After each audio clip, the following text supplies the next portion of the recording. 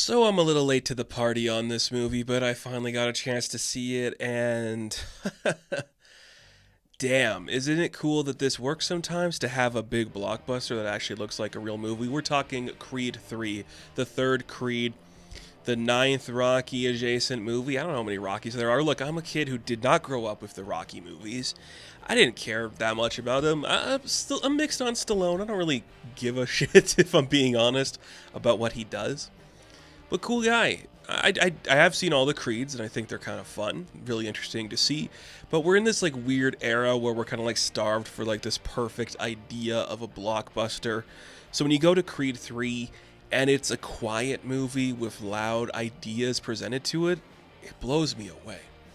This movie is fantastic. I had an absolute blast watching it. I was on the edge of my seat throughout most of it, and I was just taken aback by how genius this is. Before we get into everything, let's just take a minute to appreciate Michael B. Jordan as a director, because this is his first big feature.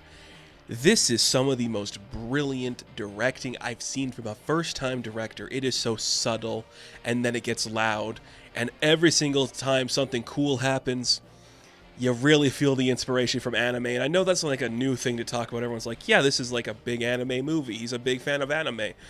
You feel it. This is a very nerdy film behind the scenes. Like the framing, the music cues, the way characters stand in positions, everything is so formulaic to an anime about these big people about to go to war. Very Dragon Ball, if you ask me. Just people stoic in positions, slowly moving in some frames. The music cues are a lot like anime openings, and it's so bombastic and loud, but subtle at the same time because you don't pick up on it unless you know what he's doing.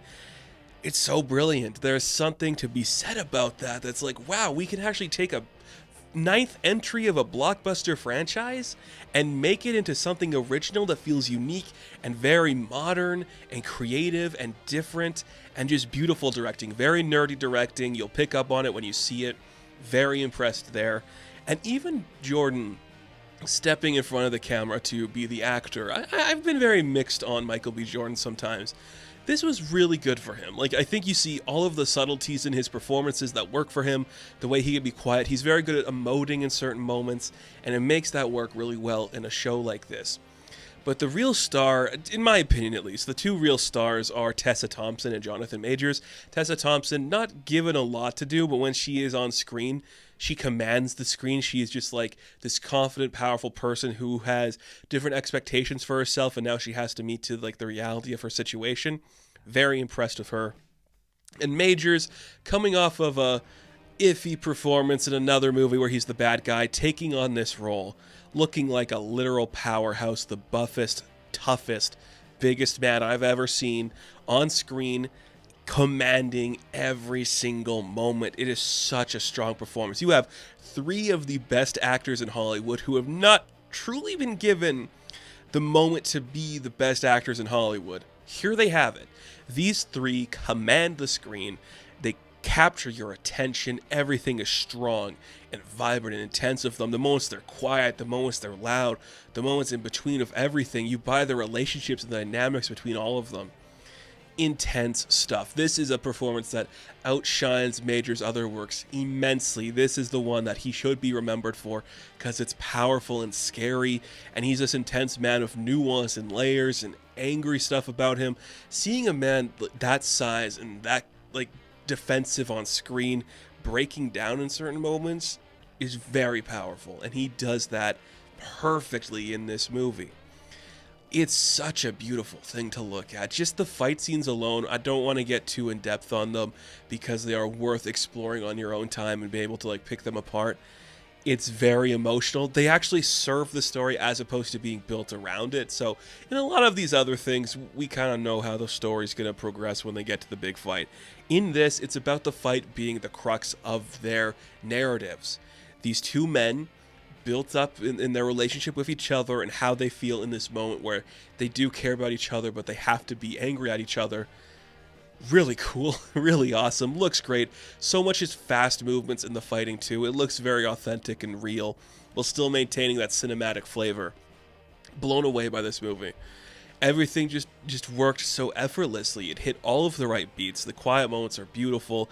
The young actress that plays their daughter is a deaf actress. She was phenomenal, given so much to do, and just carried the weight of that in every single moment. It's just amazing how everything fell into play and just worked out perfectly, adding to the lore of these characters while still feeling like a later entry in a franchise. The one thing that is kind of weird is when it's like, these two clearly fit men in their 30s are old and like out of touch with the boxing game, and I'm like, they look like they're the two strongest people in this world. There's no way that those two are too old for this game. Like, they are literally the biggest bricks in the world. It's just so funny, but incredibly nerdy. Again, the montages alone are so geeky, and just playing the right music for everything, so powerful, incredibly interesting to look at. This is how you do it. This, in my opinion, is how you should do a big blockbuster. It's very personal and clear cut, but it also has nuance and depth to it that you don't really present on the surface, but when you hear the characters talking, you feel the weight of everything they do. Every character is a real character. Every actor gets to act, and that's so rare to see sometimes. It's like there's so much on the line just in front of the camera and behind it. And that's a really cool thing to experience in a show like this, is just having that weight. It's so impressive that we actually made it work. I really think this is a solid flick, and I've never been the biggest fan of the Creeds or the Rockies, but I walked out of this more excited than I thought I would be. It just had everything going for it. The writing is fine, like, it's not trying to break the mold, but it gets its point across well. You know, sometimes people you think are your brothers, they're not actually your brothers, or maybe the world has just pumped you into a certain way, you think all you know is hate. It's subtle and cool and just makes me happy. This is what I want to see from my movies, this type of energy. It's very impressive. When films are good, you know? It's like, that is such a nice feeling. Good for you, Michael B. Jordan. I am so excited to see what you're going to do with, like, your career now. If you're going to go, I'm going to direct more, because you have a clear vision, dude, and I'm here for it. Very awesome to see that. Or if you're like, let's see what else we got. I know they're talking about, like, the Creed universe or something. That's exciting, because I'm like, there's actually characters in here I want to see. So that's kind of cool. But we'll see what happens. Just impressed of everybody involved in this outing. What a phenomenal picture. It's like that Al Pacino meme from Once Upon a Time in Hollywood. Poof, what a picture, you know? Creed. The 9th Rocky and the 3rd Creed. Amazing. So, Creed 3, I am going to give an 8 out of 10. Now, thank you all for watching this review. Be sure to like and subscribe to the channel. As always, you can check me out on Instagram, TikTok, and Hive. And I will catch you in the next one. Have fun. Stay safe. Good luck.